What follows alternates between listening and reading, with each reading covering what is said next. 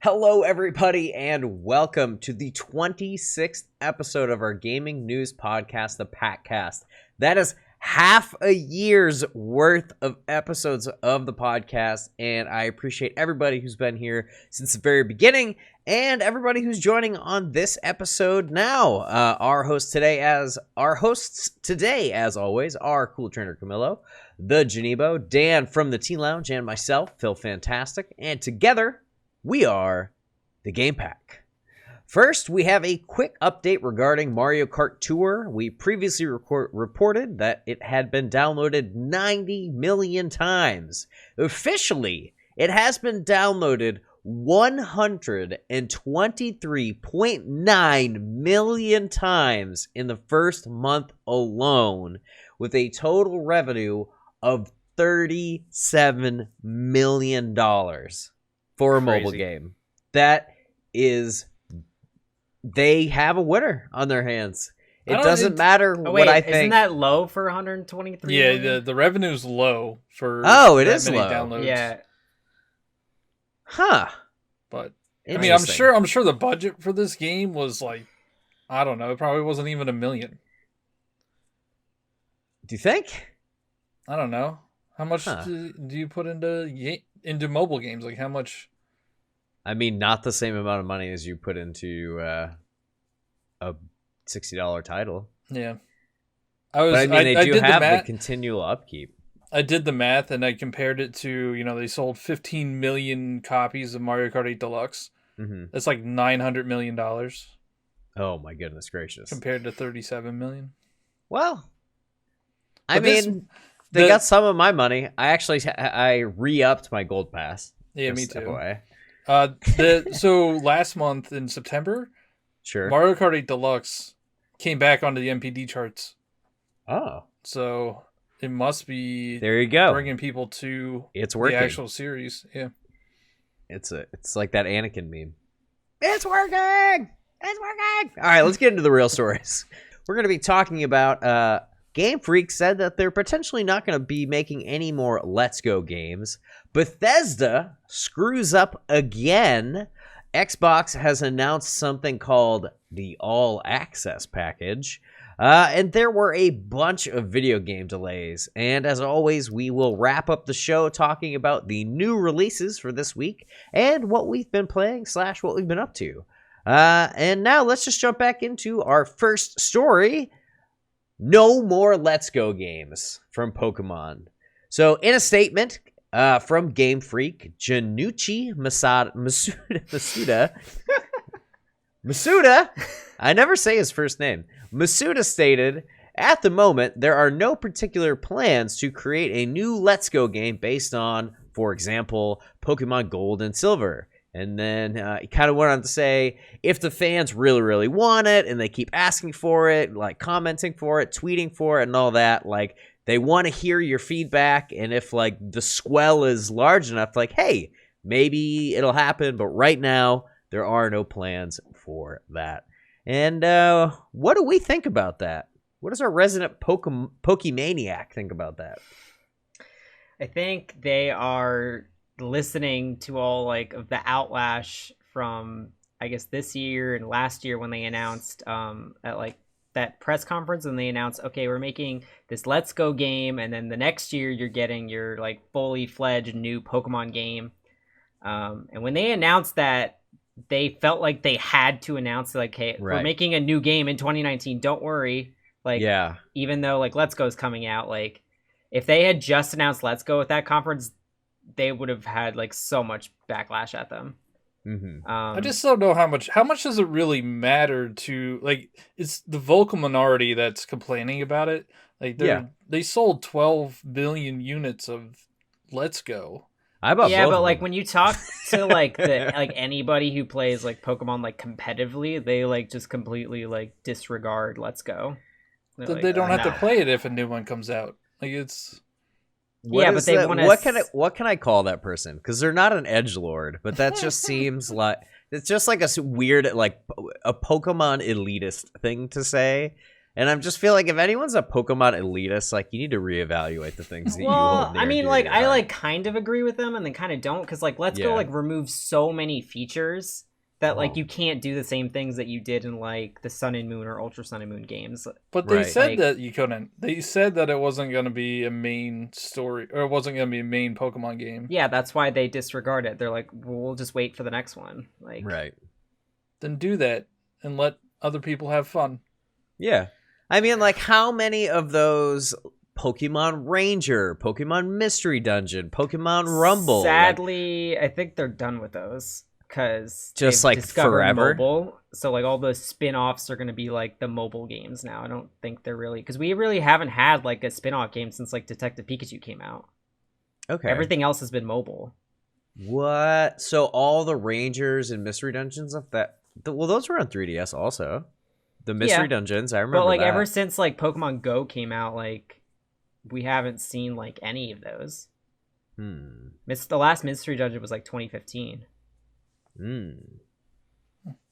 I never played those. I would play Pokemon Let's Go Gold and Silver for sure, but I don't need it. I don't need it. So that's kind of how I feel about the whole situation. What they meant by this was like they don't want to make like the same game, but like in Johto. Yeah. They could still do like a game that like takes something from Let's Go and then like takes something where it's like more of a remake of like Heart Gold Soul Silver. Okay. So it's like in between. I think they just don't want like Let's Go Togepi and Meryl, or even like Let's Go Pikachu, like Pikachu and Eevee again, but you're in Johto kind of thing. Like they don't want that. I kind of like the idea of having it alternating years, like having a mainline Pokemon game. Sword and Shield are coming out this year. Then next year you have like an offshoot game. Then the following year you have like another like mainline like remake game or something. Just so it's not all like it's not an annual release every year. If they kept Let's Go, I think it would be every few years. I don't think it would be every other year. Because either next year it's a skip year, or we're getting Diamond and Pearl traditional remakes. I don't think that wouldn't be a Let's Go game kind of thing. Do we still feel like we're getting the Diamond and Pearl remakes? I think so, yeah. Okay. I'm like on the fence about it, but they'll probably do it. Especially if they're saying they're not doing Let's Go, then they obviously have other irons in the fire than just the main series. You know what I think they should do until November 15th or whenever that comes out? Oh my gosh, so soon. It's just don't talk anymore. Because there was another thing that came out this week about how there's no voice acting in Sword and Shield. And that just caused people to be annoyed as well. So it's like, just shut up, release the game in 2 weeks, and then deal with it later. I mean, it's just like we're at this point in technology where I don't want to get too distracted, but it's like you see games like, for example, I'll talk about it later, The Witcher, where no matter where you go or what you're doing, it's also that Elder Scrolls Online game. Whoever you're talking to, every person, every word, every quest dialogue is voiced. And those games are massive, and there's way more NPCs than in Pokemon. And the Witcher's team is much smaller than Game Freak. And it's just like, I kind of feel like we're past it. We're past like the technical limitations are gone. Like, so we couldn't do it on the Super Nintendo because it wasn't physically possible. But now we have The Witcher 3 on Switch, and they got all of that voice data on there somehow. They compressed it, and I've been hearing good things, not about weird garbled audio. So Dragon Quest 11 has all voice acting. Then again, like, cost is another consideration. Like, how much was Witcher 3 when it came out versus Pokemon Sword and Shield? Well, they'll both be $60 when they come out. Plus, this game's gonna sell 15 million copies. Pokemon is isn't it the? It's the biggest. It's like, the media biggest franchise. it's the biggest media franchise in the world. Yeah, and it'd be $70 or $80 if they paid people to record dialogue for every single line. It'd be more No, money. it wouldn't, because Witcher 3 is $60, and they have all... Their budget would be higher, yes. It would just be how much money they actually made would be less because they had to invest more up front. Right, that might be a consideration as to why they didn't do it, rather than only size of the file. But Pokemon's gonna outsell Witcher. Easy. Yeah. It just has so much more appeal, like worldwide appeal.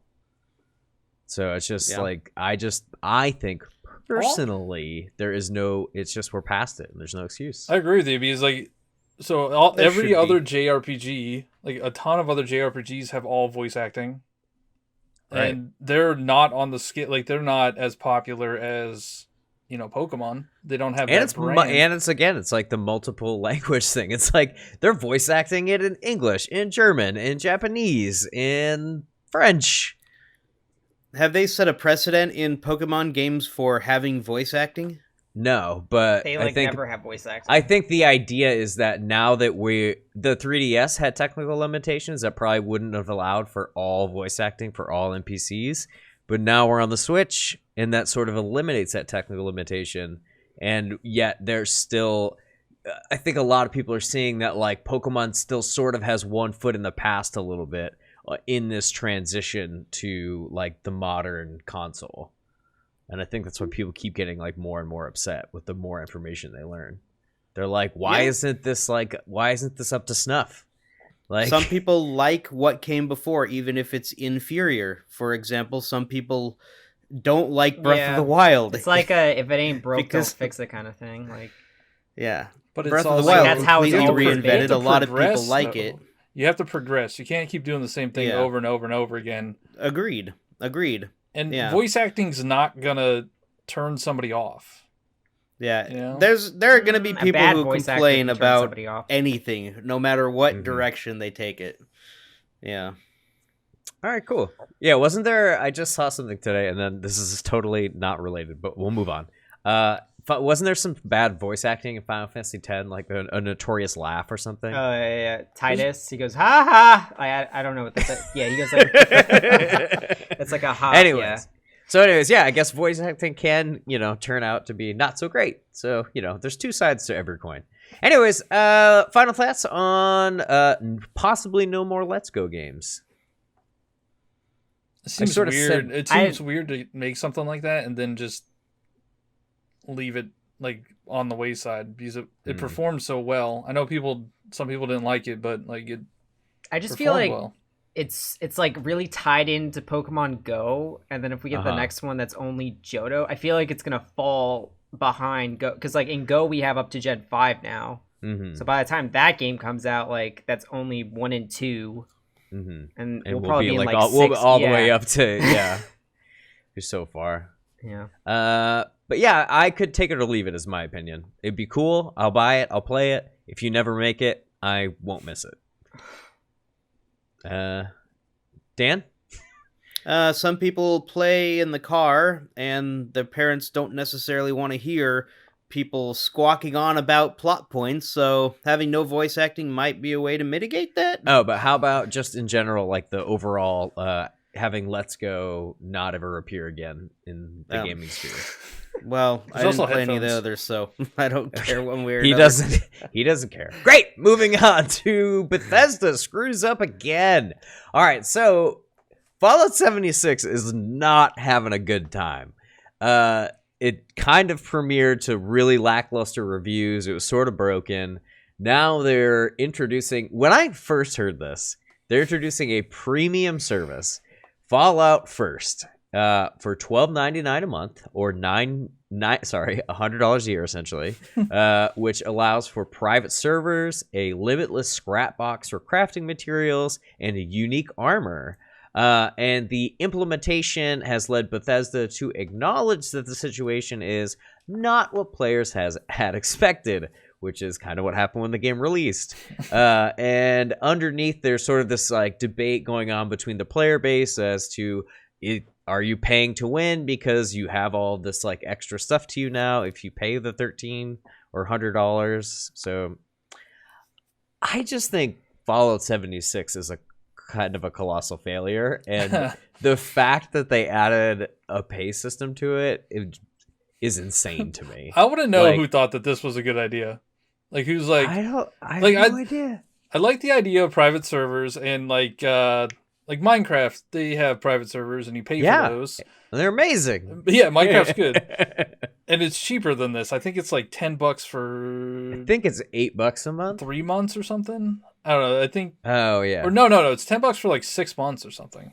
Yeah, it's pretty cheap. You're right. It's pretty cheap. It's not... this is more expensive than Xbox Live a month. This is more expensive than PlayStation Plus.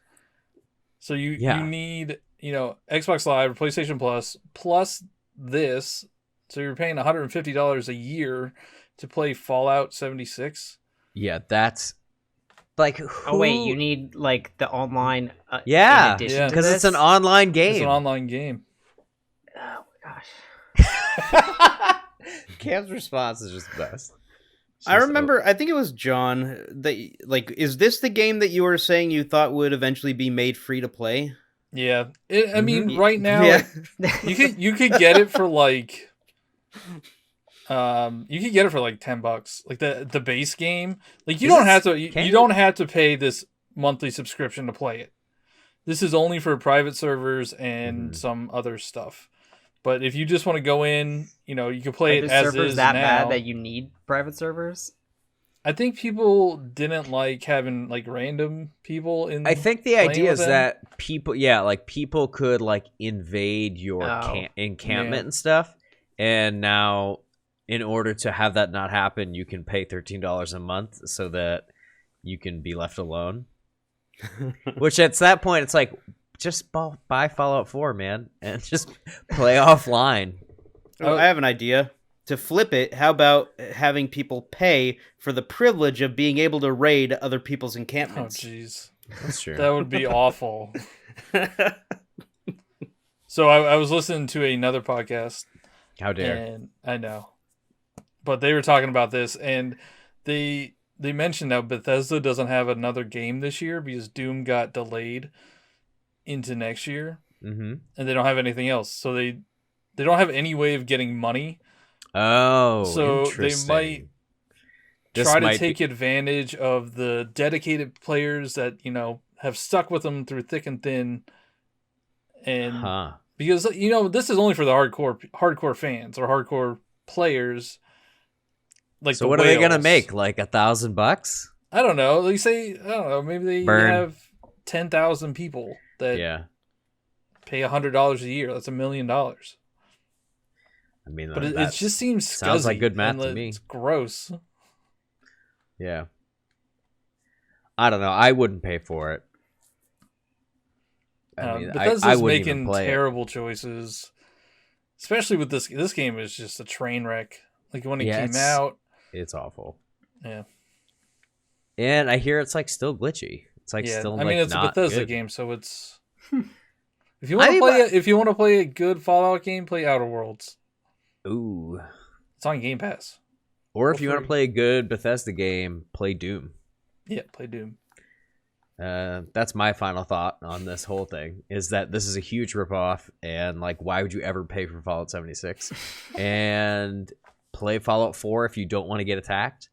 And don't play Fallout 4 anyways, because that game's... I mean, I'm going to get a lot of flack for this. The Fallout games are not my jam. My favorite Bethesda game is probably Doom. Well, that's the complete opposite of Fallout. Yeah. Like, you're going so much faster. But you also can't forget about Elder Scrolls. So anyways, my final thoughts are all over the place. Anybody else? I think it's a bad deal. Don't buy it. Yeah, bad deals. Cool. All right. Well, we're going to take a super duper short break. Tired of struggling in video games? Well, now you don't have to anymore. Presenting the Win Now button. Simply press to win now. Impress your speedrunning friends by becoming the best speedrunner of all time. Stop it! Don't open that door! Win Now, brought to you by the Game Pack. Product does not actually exist.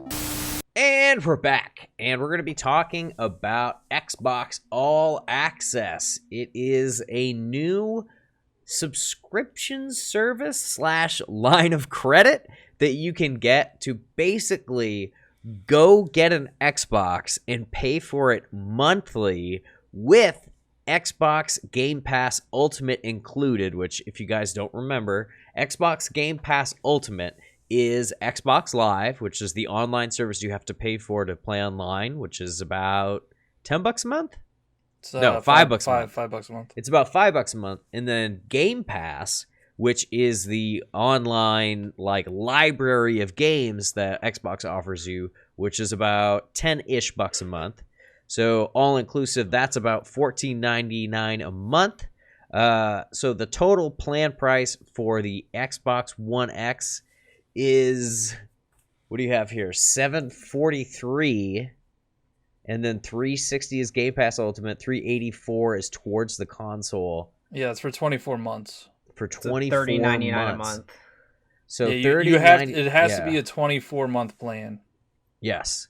So it's like a 2-year plan where you lock in with your cell phone, except instead of an iPhone, you're getting an Xbox One X that can do significantly less things, but one thing way better. So I find this very interesting, and it was mentioned in one of the articles that I read about this. It's like PS4 has won this console generation. If you're talking about systems sold, they just spanked Xbox. Yeah. But the way that Xbox has been innovating with their service plans and everything, it's just very interesting their way that they're like, oh, well, here's Game Pass. You can have all of our games for like one low monthly price. And I mean, they got my dollar on that. And if I was not in a position to where I could just go out and buy an Xbox One X on day one, and I was like, if I was like in high school or something, and I could go get an Xbox One X for $30.99, that's a lot, because that $30.99 per month, that includes the Game Pass, right? Yeah, it includes. So Game you're Pass. you're paying like half of it is towards your system, and the other half is for the games and the online. Yeah, you save in the end you save a few bucks on the console. Like Xbox One X is $399 right now, but the total that you pay here is $384, so you're saving like $15. Right. Also, and I just wanted to mention they have 3 plans, and you can't do like the OG Xbox anymore. You can only do the 3 most modern versions. So it's the Xbox One X, the Xbox One S, and the Xbox One S all digital. So Xbox One X is $30.99, the S is $22.99, and the One S all digital is $19.99. Which, why would you ever, if you're doing this, get the Xbox One S plan instead in case like a friend of yours is going to loan you a game and you need the drive? I don't know. But if you're paying for it, you know what I mean? Like, I guess there's games that aren't in Game Pass. Yeah, but I mean, I think you would just go. I mean, personally, I would do the all digital because Game Pass has over 100. It has over 100 games that like you're not gonna. There are so many. I was scrolling through my Xbox today, just kind of like, what am I gonna just play today? And I was looking at the things that were like to be installed, and there was just like 100 games. Yeah. And I'm just like, holy moly! And they keep adding more all the time. Yeah. I'm basically advertising for them. I think it's I'm a big billboard for Game Pass, man. I think it's a great service. I think it's a great service. Yeah, I personally think that this Xbox All Access is a great idea for the next generation.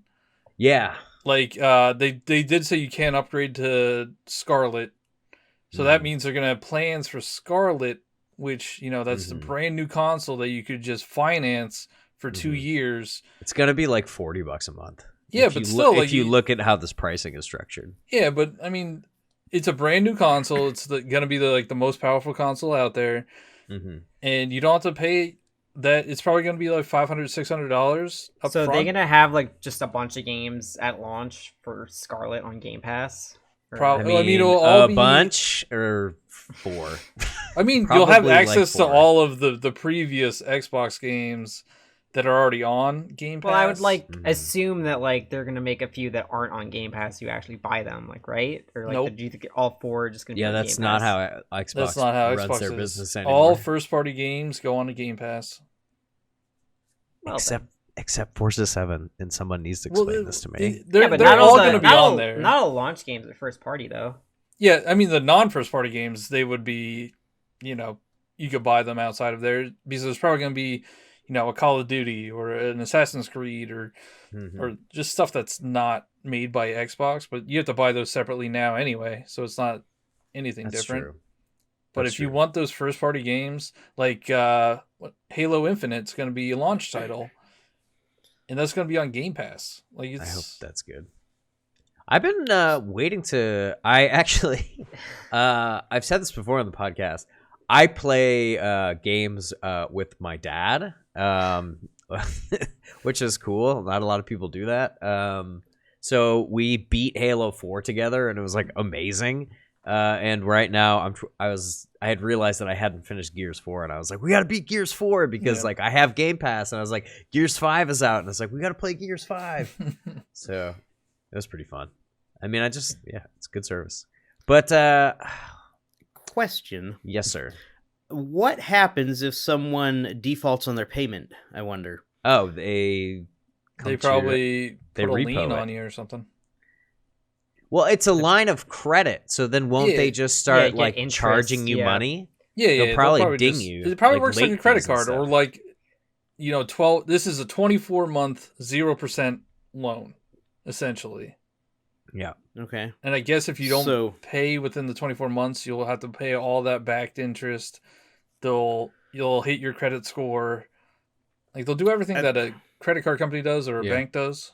Yeah, I guarantee you there will be many people that sign up for this just to get a cheap Xbox, and then they like abuse the system, and then they end up not paying, and then it goes to collections and all this nastiness. Mhm. And I feel like to some extent they're kind of setting themselves up to be in the position of like debtors and collectors, and like just opening up kind of a can of worms to some extent. But I Yeah, mean, but doesn't the No, credit, they the definitely credit are. line protects them, right? Yeah. Think of it this way: This there's is more not people through that them. They're using a there's- bank. there's more people Yeah. that are going to pay it than Right. take advantage of it. So I just think that this is probably it's going to be a smart move. I'll be interested to see because I might even do it when Scarlet comes out because PS5 is going to come out at the same time, and if I don't have to pay over $1,000 up front to get 2 consoles, I might just do that. Yeah, I think it's a cool new idea that definitely has a lot of benefits. As a collector, or a collector enthusiast, rather, of like physical media, I can kind of see this like moving more toward really pushing an all digital future. And I honestly wouldn't be surprised if within the next generation or two, we ceased seeing disc drives at all in consoles. Do you think that would be possible where everything is just fully digital? Yes. Yeah. I mean, Yeah. it's But when you gonna- say disk drive, that doesn't really include cartridges. Well, any sort of readable media where All- everything is digital. All I think- media has gone I think digital. readable media works better for like the portable consoles. I don't think digital. Well, yeah, I don't mean like every console will no longer ever have media. I mean like I can see there being a main competitor console in the race having no physical media whatsoever I think in to the look next couple of generations. I think to look at the future, all you have to do is look at what happened with PC, and That's all digital. We used to have disk drives. We used to go to the store and buy PC games, and now my PC Tower and my MacBook Pro do not have disk drives. And Yeah. there's over like 100 million people that have gaming PCs or something. Mm-hmm. Some Yeah. crazy So- number. So I'm kind of torn on this. It's like, on the one hand, yeah, it's cool that people will be able to get this for a more reasonable payment plan over a certain amount of time. Mhm. On the other hand, there's a thing to be said about paying for something, then owning it up front, and Yeah. collecting is going to really take a hit, Well, I feel like, with you this. own it after you pay it off. Right, but Well, I he's can also definitely just see saying this that, like, being a he's move not gonna- toward the It's not gonna rent have a culture. shelf of games, you know what I mean? Yeah, like, I like physical media. I like having an archive of the information is here. I just plug it in and it works. If internet is not around, I can still play my games. And that's going to But- be one of the major drawbacks for this plan is that and Mhm. when we've talked about, the digital future many, many times on this podcast, that there are parts of the countries and internet plans that just do not work with this. There are data caps. There are DSL speeds. Like, it just doesn't work. Doesn't work. Yeah, but the majority have access to stable internet connections. Right. But what I'm Ye- saying is that until we get to a point where, like, It's like a minuscule it's like minority. it's like a very small percentage, I think we will always have Walmart's stocking Call of Duty like 6,000. You know what I mean? Mhm. Anyways, I think it's about let's- 50-50 right now. 50-50 what? Digital versus physical. In terms of what? Of like that's how The people like to purchasing- collect? Games, like Oh, sales? 50% by digital. No, it's and over. 50% It's physical. 50 if digital's winning, it's like 51%. Oh, is it? Yeah. I mean, all media Uh, has gone that way, so I don't think it won't Yeah. take too much longer. I mean, There are yeah. many, many, many digital exclusives, but I can't think of one physical exclusive off the top of my head. Ring Fit Adventure. Yep. Well, Nice. so you can't Labo. download Ring Fit Labo. Adventure and Labo. get the... No, you can't download it. Really? It only comes on... interesting. That's great. All right, let's wrap up this conversation before we devolve into yet another discussion of physical versus digital. I think this is cool for people who are on like limited budgets, because I really feel like everybody should have access to games. And one of the hardest things into getting into game, like playing a game, is just that initial upfront cost of buying a console. And Xbox is doing their best to be like, nah, we got you. $30 a month, man. You can find that. You can mow some lawns. Let's do Dude, it. I could see exactly where this is going. At the end of 20, I bet there's going to be an upgraded version of the Scarlet after 24 months of release. Oh, yeah. Wow, Oh, that's I kind of see. soon. iPhone style. Yeah. Scarlet Plus. My final thought is that even though this can be good for people for initial upfront cost, if you are on a limited budget, is buying a game console that you're going to have to pay for in the next 2 years really the best use of your money? I don't Putting think... yourself in a potential, oh my gosh, I got to keep my current budget level for the next 2 years stable? I don't think that... The game companies are worried about your personal finances. No, right, exactly. also, So, yeah, like- the game companies are going to benefit. Perfect. Consumers think a little bit before you dive into it. But It you can could be say good that for about some. It everything. can also be a Every potential major issue. company, Best Buy offers no interest credit cards. Like, this has been pervasive through like big box capitalist culture. Right. It's not going Right. anywhere. It's And- not inherently bad, but it can cause problems. That's all Yeah. that I'm getting at. So, guys, you heard it here from the Game Pack. Be fiscally responsible with your game purchases, Yes. as we all four of us spend hundreds of dollars all the time on games.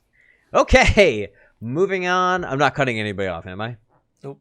We're good. Okay, moving on to some delays.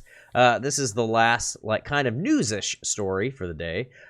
We have 3 delays that we want to talk about. The Last of Us Part 2 is the biggest delay. It was delayed to March 29th, 2020. May 29th. May Oh, sorry, 29th. May. From what day? It's February 21st. Okay, that's not terrible. I Mhm. was thinking like it was a Christmas game and it got pushed to 2020. Well, I mean, I think it was initially. Well, I guess they never announced. No, I think they never the first day they announced was the 2020 February. Yeah, I thought it was sooner than that only because like GameStop was like already pushing. It's like, have you pre-ordered The Last of Us Collector's Edition? Because like they know when I walk through the door who I am and like the stuff that I buy. They have you pre-order stuff that's like, you know, that's 2 not years on, out, not even. They haven't yeah. even. They don't have box SKUs art for us yet. Yeah, exactly. So yeah, Last of Us Part 2, Gods and Monsters, which was that really cool cel-shaded looking game that people were saying like, this looks too much like Zelda. And that does not have a release date. And then also Watch Dogs Grandma Edition. Oh wait, what does that say? Watch Dogs Legion has not been given a new date since the push. Why do you think these games are getting delayed? Because they're not ready. I don't. All right, next story. Dan nailed it. Slam dunk. Boom. The one There thing I goes don't. the dynamite. The one thing I don't like is they just announced the release date for Last of Us Part 2, like a few weeks ago. You clearly knew it wasn't going to be ready then. I don't know, dude. That gets nuts. There's probably so much like inter-office politics about like, oh no, like they told us we have to say what day it's coming out. We're not ready. It's like, it doesn't matter. Just tell them. Brah. And then it gets out, and then, you know, an audit happens, and then it's clearly not ready. Yeah, I wonder if there's like a threshold of like bugs that are acceptable to have in a game, like like above a certain point, oh, there are too many bugs, we can't release, we have to delay, or under a certain point, there are few enough bugs that we can release patches after the fact. Bethesda so doesn't have that policy. They just. I mean, I'm sure there's some sort of quality control like that. Yeah. Yeah. Interesting. I don't know. Everybody always says that Miyamoto quote. What's a Miyamoto A quote? bad it's game like is bad forever, yeah. but a delayed yeah. game is good eventually, or something. Yep. But now there's a Yeah. thing called the internet and patches. So Yeah, but also I am so viscerally anti releasing an unfinished game and having it patched over time and then having it be done like a year later. Like, do not sell me an unfinished game. I don't like the drip feed. But like it's like content over time, and like if you really like the game, like look at all this new stuff we keep giving you. It's like, no, this game was unfinished and now you're just giving me the rest of it. Yeah. I would much prefer a game 2 or 3 years down the road that's ready for me. There's enough games. yeah, it's not like we don't have. There are anything way to too play. many games. That's yeah. I want to play this game so bad though. It's gonna give me more time to finish. I put a few hours in the other day, but got some more time to finish part one. I should play through it again. I haven't played through it in a while. Yeah, I played it through it when I first got my PlayStation 4, and that was like 3 or 4 years ago now. Ooh, time for a playthrough. On Yeah, it is I free probably right now. It's played they have free new right game now. plus? Like 5 years ago. Is it free on a PS Plus? It's on PS4, PS Plus. Yeah.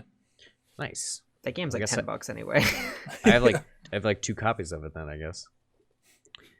And then Watch Dogs, I couldn't care about. I don't like that franchise. That was the British one, right? Yeah, that was the Yeah. one where you could be Hello, mate. or anybody could be agent or whatever, or a hacker. Every NPC is playable or something, right? Yeah. Maybe that's why it's delayed, because Yeah, that's you an would think. impossible task. Are they really Wouldn't they just NPCs be- if you can play them, man? PCs, yeah. Yeah, I guess not. Yeah, you're right. Maybe Every they had to change NPC it from NPC to PC on everything. they have the potential to remove their N. I was excited for Gods and Monsters, even though we haven't seen anything. Yeah. Like I love So, Greek mythology. Looks Did that awesome. have a date? Because how does it get delayed if it? I think didn't it have a was date? in February. I think it was supposed to come Oh. in February. Yeah. I mean, yeah. The Miyamoto thing was probably the perfect thing to say. It's just, when they're ready, we will take them. Until then, I have Vector Man on Genesis. Like, like there's stuff to do. I I'm know fine. the next one that's going to get delayed, and I can't wait. It's not Final Breath of the Fantasy. Wild. Final Fantasy VII. It's not getting delayed. It's not getting delayed. That's getting delayed. It's not getting delayed. There's box art. There's box art for Last of Us. It's true. It's more than boxed out for Still love. not getting delayed. There was gameplay for Last of Us. There's too many games. I mean, I haven't finished Link's Awakening yet, and Dude, Luigi gotta. comes out in 3 days. It's crazy. Anyways, final thoughts on games getting delayed. What's next? What game will be delayed next? Yeah. Sword and Shield. Wouldn't that be We wanted to insane? put voice acting in, so we're delaying it. We listened to your concerns, so we're going to record voice acting in 12 languages. All right, cool. All right, let's move on to the end of our podcast, which we will start with this week's new releases. October 29th, we have After Party on the PS4, Xbox One, PC, and the Nintendo Switch. Here's a cool one. Disney Classic Games, Aladdin and the Lion King on PS4, Xbox One, PC, and Nintendo Switch. That Question. was cool. I might get that. Are these ports or remasters? They are enhanced ports. Harvest Moon Mad Dash on the PS4 and Nintendo Switch coming out on October 29th. Then we've got releasing for the millionth time Resident Evil 5 and 6, separate games, both coming to the Nintendo Switch. You get a discount if you own 0, 1, or 4 on the Switch. You get like $10 off, I think. And they also are adding gyro controls. Thank God. So I'm hoping they add it to Resident Evil 4. Super Monkey Ball Banana Blitz HD. Banana Blitz is the Wii Super Monkey Ball. I've never played that. I really enjoyed Super Monkey Ball 1 and 2 on the GameCube. And this game's only $40, so I'm kind of thinking about picking it up. It's on PS4, Xbox One, and I would get it on Nintendo Switch. And then the last game, we got a lot of games on October 29th. The last game on the 29th is Yakuza 4 on the PS4. So, a new Yakuza game. And then we have 2 games on October 31st. How do you say that? Atelier Ryza, Ever Darkness, and Secret Hideout on PS4, Nintendo Switch, and PC. The hotly anticipated Atelier Ryza game. And then the actually hotly anticipated Luigi's Mansion 3 is coming out on the Nintendo Switch also on October 31st, aka Halloween. I will be picking that up. That's going to be my Halloween treat. I'm very excited to play it. And that's it. Just 2 days worth of releases. Got a handful of games, some pretty cool games, a bunch of ports and remasters. So let's move on to the thing that we do at the end of every podcast, and that's where we talk about what we're doing, what we're playing. And I have been on a huge Witcher kick, personally. I've been playing Witcher 3 The Wild Hunt on my Xbox One X Scorpio Edition. And I actually went and picked up some of the books because I heard that they're just a bunch of series of short stories. So it's essentially, when you're reading them, each chapter is like if you were to pick up a quest and go do it. And then it ends. Oh, that's cool. And then like the next chapter has nothing to do with the previous chapter, and it's just like a different quest. And they're really cool. And it's like, it's not written like they're not the most eloquently. I love how I tripped up on the word eloquent. They're not the most eloquently like complicated like high fantasy books, but like if you like Geralt of Rivia, if you really like him as a character, it's just really cool to like learn more about him and see like the decisions that he would make without player influence. It's really cool. Do you think that's how the Netflix series is going to be? It's just going to be like one episode's going to be like one chapter? No, I really think that they're going to do the overarching story of how, because Ciri is in the trailer, I think it's going to be how he comes to be the surrogate father of Ciri. I'm pretty sure that's what they're going to do. And then also, like, Yennefer is a big character in the Witcher series, and she's the girl with, like, the weird bent jaw. So, like, they're going to, like... I don't understand that, because in the games, Yennefer is... Not to say if you have a weird bent jaw that you're not a beautiful, gorgeous person in your own way, but like physically, she does not have any abnormalities in the game. So I'm curious to see how that plays out. Anyways, I'm rambling about The Witcher. Also found Mario and Luigi Dream Team for a good price. Bought that. Love it. Somebody else talk. I've been like story grinding Pokemon X because I just bought that actually when we went game shopping. Oh yeah. Yeah, so I got like I just got my third badge. So that's been kind of fun. I got it so I could like complete my like Y decks because like I moved up some Pokemon that I don't have anymore that are only in X. So it's been kind of cool to do that. And I've been shiny hunting a lot. I've gotten so many shinies in the past few days. It's been crazy. I've been following your Twitch streams, dude, and it's like I'm like, hey, did you get that Pokemon? And you're like, yeah, I got it like 5 Pokemon ago. And I'm like, what? I've been gone for 10 minutes. I'm up to like 85 shinies in Let's Go, and I got my Spiritomb the other day, and then I got 2 shiny Lampents, and I evolved one into Chandelure, and it's like such an awesome shiny. Doing a lot of ghost types for Halloween. I'm a big Lampent fan. I think he's adorable. John, what are you playing?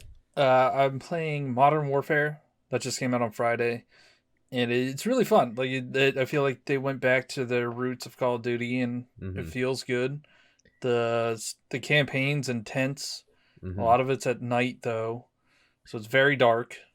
Mentally, like emotionally, and just literally dark. So I've been playing that. I also been playing Outer Worlds, which is like Fallout in space, and I've been really enjoying that game. I don't usually like RPGs, but it's pretty relaxing, and I feel like it's gonna be really good on Switch when it comes because you could just do a mission and then just shut it off. So I'm interested to see when that comes out how well that does. And I'm also doing Ring Fit Adventure still. I think I did 8 days so far. And I'm feeling good. I'm eating better. I'm not sure if I lost any weight, but I am definitely feeling better. Nice. Yeah.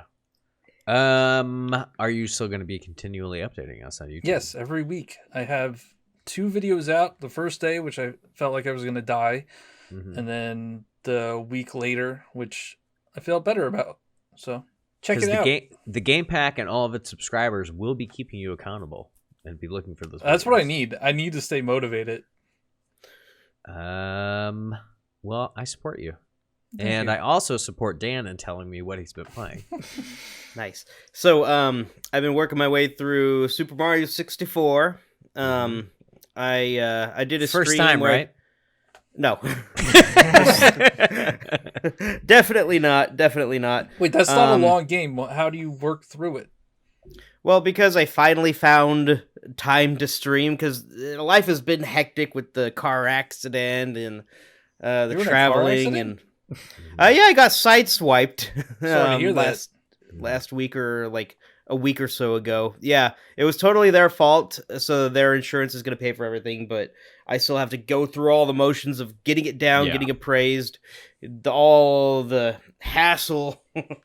Of that, but I did find time to stream. I walked through the first 80 out of 120 stars. Ooh.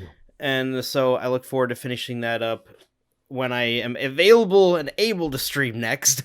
Nice. And then in my spare time doing Super Mario 3D Land, I've completed all of everything in the main lands, like the first 8 worlds, and then the special Worlds are cool.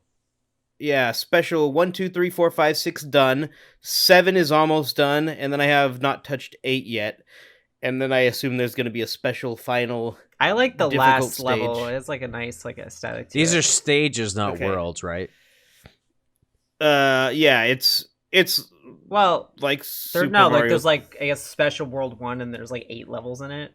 Oh, really? Or 6 levels, yeah. So the game's like twice as long as like you originally are meant to be believed. Well, you beat it. Yeah, so like you beat the game, and remixes. It's like it's like double. It's like the same amount of worlds again, but they're like remixes of the. And then you go through they shuffle up too, the right? locations of the 3 star coins. Spoilers. They shuffle up the bad guys. But yeah, I'm getting close to being done with that one completely 100%. So that's cool. The controls are still annoying. Good but luck with Champions Road or whatever they call it in that one. I forget what it's called, but Yeah. it's good. I like it. It's Yeah. better than the Champions Road. Actually, Yeah, Champions that I road sure is- the Wii U stinking hope one's so. tough. Yeah. I wouldn't say Champions Road is tough, but the controls make it more tough than it actually is. Sweet. So yeah, you've been Yeah. playing some really cool 3D platforming games with great controls. Mhm. And... Yeah, I've been enjoying both of them. Wait, Nice. Super Mario 64 has terrible controls. It's oh boy, let's not start that conversation because Nostalgia overrides a lot of that, though, for me. But yes. The podcast has just ended, everyone. Thank you, Cam. Thank you, Dan. Thank you, John, for co-hosting this week and every week. And you guys should follow us on Discord. Join our Discord. Follow us on Twitter. Make sure to hit that subscribe button. You can listen to us with just audio and no pictures if you're tired of looking at our faces on Google Play, Spotify, and iTunes. And leave a comment every once in a while. We read them and respond. And that's it. Thanks to everybody for watching. Bye-bye. Bye-bye. Bye.